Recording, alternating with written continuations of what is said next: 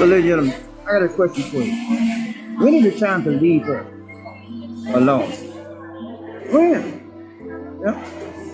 And in a relationship, there comes a time when people have to make a decision to move on. And that decision usually comes when there's anger, when there's frustration, turmoil, and a whole bunch of other things. The question is, when is the time to leave her? You know, sometimes that time comes when there's infidelity. Sometimes comes into a relationship. Infidelity has been known to kill many relationships. It's been known to damage many psyches and personalities of those involved. But in your case, that's not the issue. You both love each other. You both faithful. But you somehow cannot seem to live together. There's always a bunch of arguing, there's always a bunch of fussing, there's always a bunch of strife. So you have to come to a decision. You want to continue living in strife, fussing, arguing, or is it time to leave? That's what you have to ask yourself. And before you get that decision about is it time to leave, you make sure that those things that are causing you stress in your relationship, you can't fix it. You have to try to fix it. That's the first step.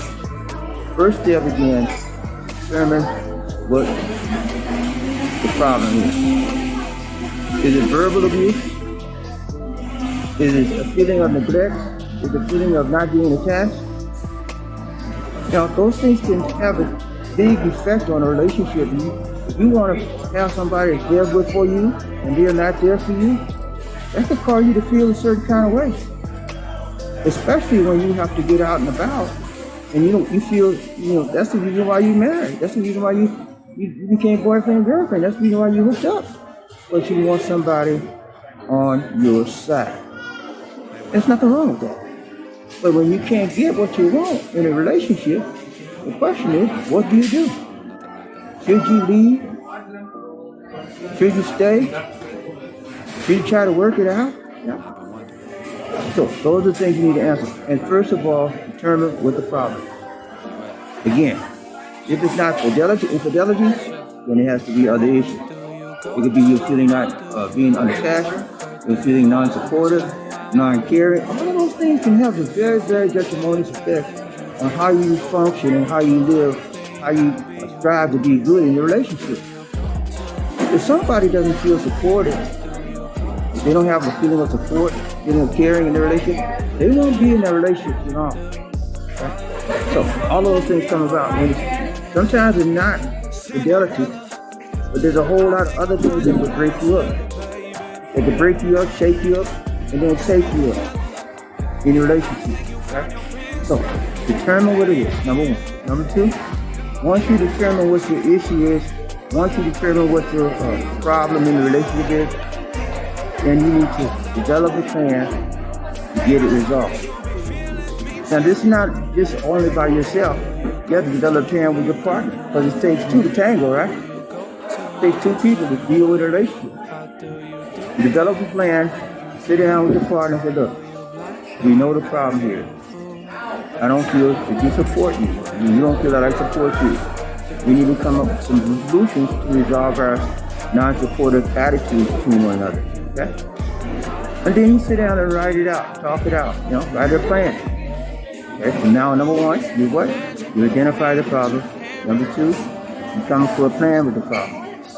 But before you get the plan with the problem, inside of the plan, you have to determine what are the root causes of the problem. Because if you develop a plan and don't have a root cause, you'll never resolve the issue.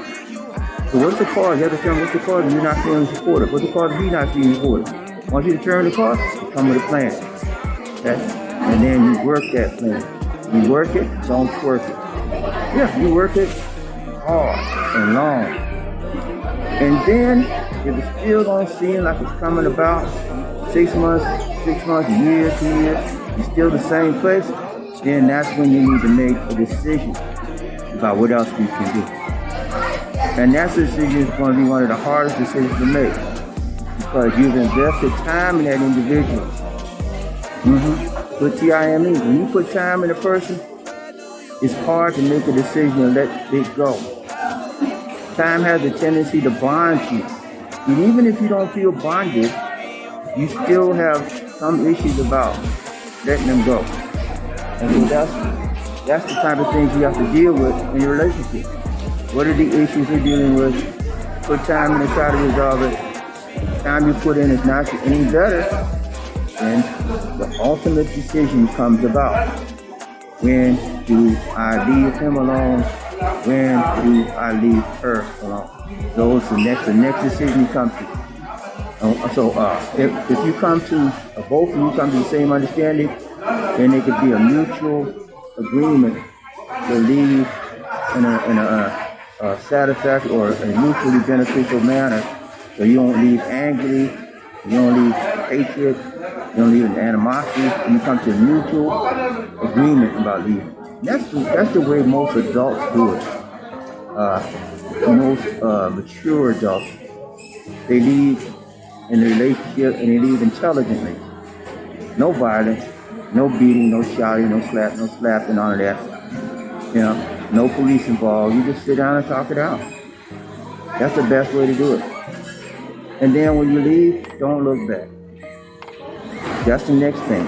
Once you tried all that stuff, then you decide to leave, then you leave, you have a tendency to want to go back to what you had before. Because you feel like you're missing something, or you feel like you made a bad decision. That can happen at times. That's called, a lot of times it's called buyer's remorse. When you're thinking that the decision may not have been the best one. Okay? So, it's a lot of stuff coming on you there, but you got to stand your ground. When you leave, you never look back. You never go back. Even though you left on good terms or bad terms, you never go back. Now, could that person be a part of your life again? Maybe as a friend? Probably. But most of the time, there's no friendship after you've been together. Okay? They usually want to leave that long because friendship can lead up to other things that goes beyond the friendship level. And you've already been there and done that. So you'll be getting back in the same problem you were in before. So the ultimate decision is to leave it, cut the cord, and don't look back. That's how you do it. When you determine if it's time to leave him alone, or is it the time to leave her alone. You have to make decisions, and you just don't make flippant decisions. You make careful, prayerful decisions. Prayer is important. You have to pray about what you're doing too. If you're spiritual, if you have any spirituality with you, you got to pray about it. God is always available if you make yourself available.